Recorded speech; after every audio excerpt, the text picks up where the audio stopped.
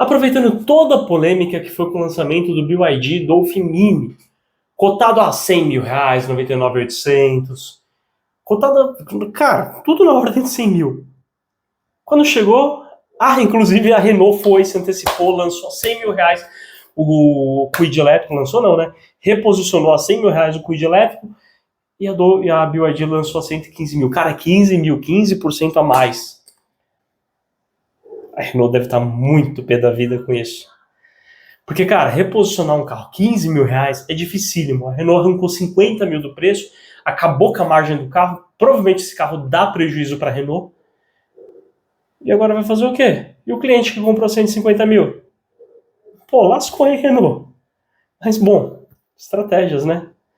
Vamos lá. Dolphin Mini lançou 115 mil reais, agressivaço, e tornou a polêmica do o carro elétrico está mais acessível. O quão mais acessível é isso? Vamos lá. Vamos falar um pouquinho sobre o Dolphin normal, que continua à venda, obviamente, no lançamento do Dolphin Mini. Olha a confusão do nome. Dolphin Mini, Dolphin. BYD, ajuda. Você tinha um nome tão bacana, se não me engano era Sigu que ia lançar. Pô, Dolphin, golfinho, Sigu, gaivota. Mantivesse, né? Mas bom, voltando aqui, o Dolphin é um carro bem bacana, tá? E ele traz bastante características boas de conteúdo, de tamanho e tal, principalmente em relação ao preço dele, que é o 150 mil. Com 150 mil, vamos falar um pouquinho de elétricos. A gente tem bastante opção de elétrico no mercado, tá? Vou citar algumas ali, nessa faixa de preço talvez eu esqueça de algumas, então me ajuda, lembra aqui no comentário.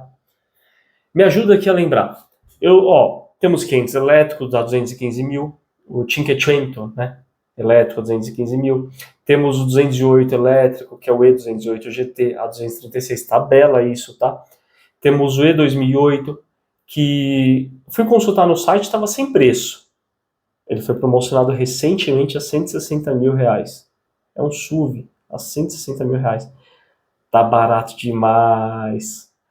Temos o Nissan Leaf já bem mais caro, 295 mil reais o Nissan Leaf, e a Nissan oferece ali um aluguel, 7 mil reais de aluguel. Cara, eu acho que isso daí paga uns 6 meses de aluguel da minha casa. A Nissan lançou, com esse negócio de aluguel aí, 7.300 reais quase. Tem o Volvo Kid. Não é o Volvo Kid, é o Volvo EX30, que é um compactozinho chinês. Deu muita polêmica ele por ter projeto chinês. Mas é um Volvo, pessoal. A Volvo não ia liberar um projeto com o nome dela, com a assinatura dela, sem ser um Volvo. Por mais que o projeto tenha sido de origem China. Tá? Esse daí é 230 mil. Olha que pressão. Um Volvo por 230 mil. Eu acabei de falar de um Peugeot 208, que é um baita de um carro, 236, e um Volvo 230. Nem fala, né? Mas bom, a Jaque trazendo o EJS1, 120 e poucos mil. Deve ter promoção, isso daí é preço de site, tá? Que é um dos compactos mais baratos do mercado, junto com o Dolphin Mini. Né? Isso só falando para ficar nessa partezinha mais barata elétrica, senão vai ter um Audi e-tron, vai ter uma cacetada de carro ali gigantesco e assim, fabuloso elétrico. Inclusive um Porsche Taycan, que os meus colegas dirigiram. Inclusive um Porsche Taycan que meus colegas dirigiram esses tempos, que nossa, que carro fantástico, adoraria. Porsche, me convida aí, deixa um na minha mão aí. Será? Bom, vamos lá. Falando ainda do preço do Dolphin, tá? Com esses 150 mil, o que você compra? Você compra alguns carros a combustão, alguns carros híbridos. Eu vou citar alguns a combustão de exemplo, tá?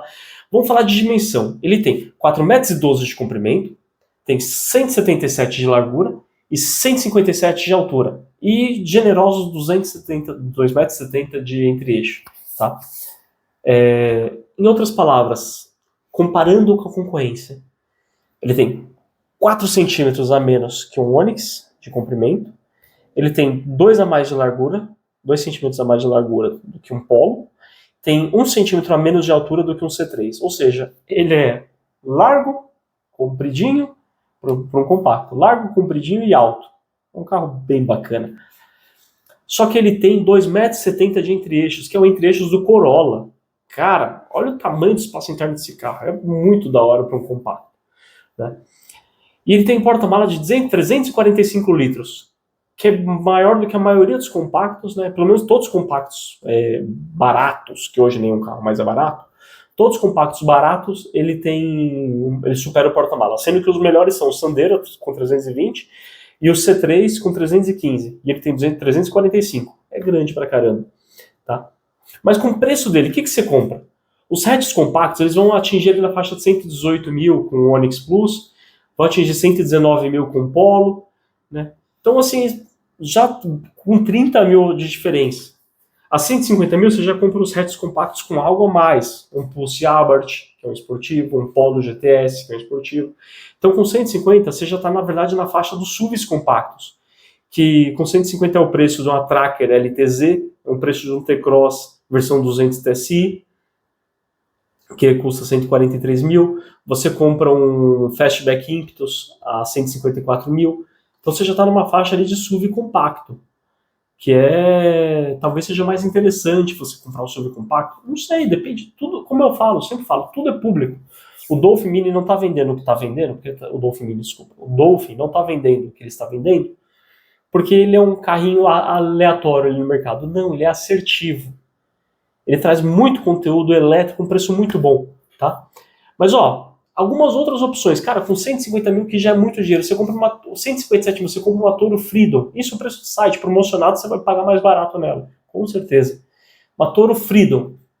Eu adoraria ter uma Toro. Acho linda pra caramba, desde quando lançou. Mas, cara, vale a pena você gastar tanto num carrinho compacto e elétrico? Porque toda a questão, pra mim, é o elétrico, tá?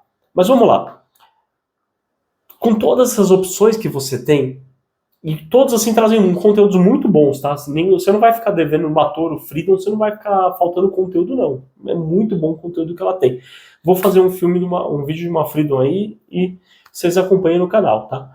Mas, pra mim, vale a pena o Dolphin? Vamos lá. Eu acho um carro muito fantástico, uma proposta muito agressiva. O carro realmente é da hora, tá? Eu tive um contato com ele estático, não tive um contato dinâmico com ele, né? Inclusive, Dolphin, vamos lá, me convida aí, eu quero testar o carro. Tive um contato dinâmico com ele, estático com ele. Mas eu achei o carro fantástico. Em termos de acabamento, ele é futurista, o desenho dele é futurista, sabe? Ele é moderno, transpira essa modernidade. Isso é legal. Agora, o carro ele tem 291 km de autonomia, de acordo com o ciclo em metro, que é o PBEV. Na real, ele deve ter um pouco mais que isso, talvez uns 350, eu estou chutando. Seria bom fazer um uso para ver em ciclo urbano, ciclo rodoviário, quanto que ele faz. Seria maravilhoso fazer isso. Mas 291 km de autonomia para ele é uma ótima autonomia para o elétrico, tá? Trazendo só informações do site por enquanto. Ele recarrega de 30% a 80% em 30 minutos. Ou seja, você consegue 50% de bateria ali dos 30 a 80 em 30 minutos.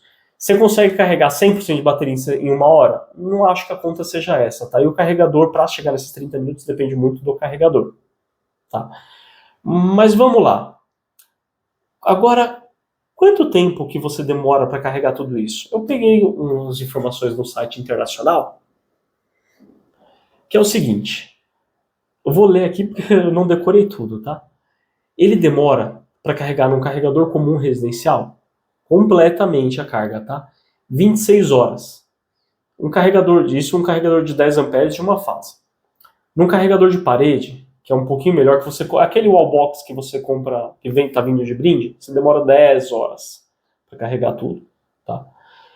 Se você for num carregador realmente mais forte, de posto, de shopping, não sei, você demora já 50 minutos. Se for no carregador hiperpower, provavelmente esses eletropostos que têm surgido, você demora 35 minutos. Tá? Pausa, eu vou colocar as tabelas agora. E você pausa o vídeo para dar uma analisada. Não pausou? Mas pausa agora, que vai ser legal. Tá? Vamos lá. Agora, então assim, com a carga mais rápida que tem, você demora 35 minutos para carregar o carro. Agora, vamos lá. Fazendo uma continha rápida, tá? Se o Dolphin possui uma bateria de 44,9 kWh e considerando um consumo residencial com impostos de 0,81 centavos de reais por 1 kW, Fazendo uma continha bem simples, né? 44,9 vezes 0,81 centavos. A gente gasta em casa, tá, no consumo residencial, mantendo a mesma bandeira que eu estou no momento. Isso daí é o consumo da minha casa. Gastaria para encher um tanque desse carro elétrico 36,32 centavos. Ou seja, com menos de R$ 37 eu encho o tanque desse carro e rodo 291 km. Num comparativo, tá? Eu tenho um Pulse 1.3 com câmbio CVT. Ele faz no etanol, na cidade, 7 por litro. Com um 100% urbano, tá? Com álcool a 3,29 por litro e um tanque de 47, eu gasto R$ 154 uns quebrados para encher, tá? Agora, isso me dá um consumo, você vê qual a diferença, R$ 154 para encher o tanque do meu Pulse e 36 para encher o tanque do Dolphin, tá? Pô, a diferença é pra caramba. Isso dá um consumo de R$ 0,47 por quilômetro, R$ 0,47 por quilômetro, ou seja, 47 centavos por quilômetro, contra um consumo de 13 centavos por quilômetro de um Dolphin comum, tá? É muita diferença, isso tem um 377% de diferença, é coisa pra caramba, tá? Então, é quase 4 vezes mais econômico um Dolphin em relação ao Pulse 1.3. É coisa pra caramba. Eu vou colocar aqui a continha de como eu cheguei nesse cálculo, tá? Só que agora, o que é importante falar? Mas como fica a manutenção desse carro? Motor elétrico, a gente não precisa fazer a manutenção da forma que a gente faz no carro a combustão. Não tem troca de óleo, não tem troca de correia, tá? Tem algumas especificidades do motor elétrico, mas são bem poucas, tá? É um motor bem menos complexo de fazer do que o carro a combustão. Então a manutenção, a revisão periódica sai um pouco mais barato. Só que como que faz quando chegar a bateria, a troca de bateria? Um celular desgasta a bateria. Em X anos lá, você vai ver que você usa 3 anos seu celular, a bateria já está durando 60% do tempo que duraria antes, né? Os meus celulares com 1 ano já estão tudo com as baterias arriando. Né? Imagina 3 anos de uso, 10 anos de uso, sei lá. Então como que fica essa bateria? Tá? É um tema que, assim, eu sinceramente não tenho muito conhecimento sobre isso, mas as baterias são caras. Eu sei que você consegue dar manutenção na bateria, você troca células, tem gente que faz isso, mas é algo muito pouco divulgado e ainda é uma mão de obra muito específica para isso. Então, por enquanto, talvez seja muito caro fazer isso. Com o passar dos anos vai melhorando, tá? Mas é bom entender isso daí, que assim, em algum pouco tempo, hoje um carro a combustão, bem cuidado, você tem um carro por 40 anos, tá? 30 anos. Estamos em 2024. Querendo ou não, um carro de 94 são carros com 30 anos. E você ainda vê aqui na capital, em São Paulo, você ainda vê muito carro de 30 anos rodando, tá? Então, assim, como que vai ser o elétrico com isso? Um elétrico com 30 anos. Eu acho que vai ser um pouquinho complicado isso daí. Pelo menos nesse momento, não sei se a tecnologia está tão madura o suficiente para que a bateria tenha uma duração tão longeva dessa forma, tá? Mas eu acho que é um tema assim, a se explorar. Mas a principal diferença, a principal preocupação que tem dos carros elétricos, na minha visão, não é essa, tá? Isso daí, sistema de manutenção, eu vou pesquisar um pouco, vou entrar muito mais a fundo com vocês em outro vídeo. Será que o carro elétrico ele é um carro descartável? 10 anos de uso, joga fora, compra outro?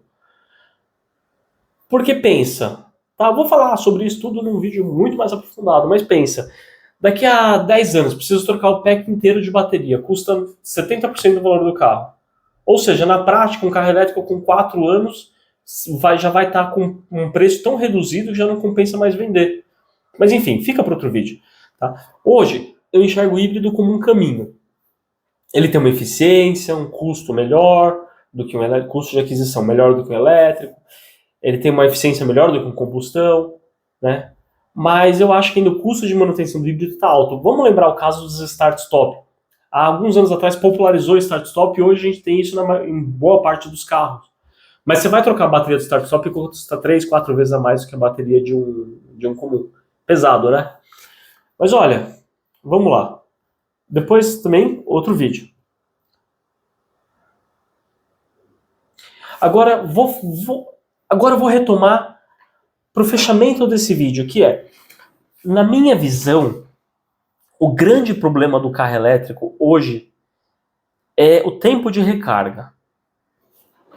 Se a gente pega, vamos dar um exemplo bem simples, né? Eu te dei um exemplo lá que se você hoje parar num eletroposto com aquele carregador super power e que você não vai gastar os R$36 que eu falei para abastecer, você deve gastar pelo menos ali o dobro, uns R$70, né? O que ainda assim é bem melhor do que os R$156 de um carro a combustão.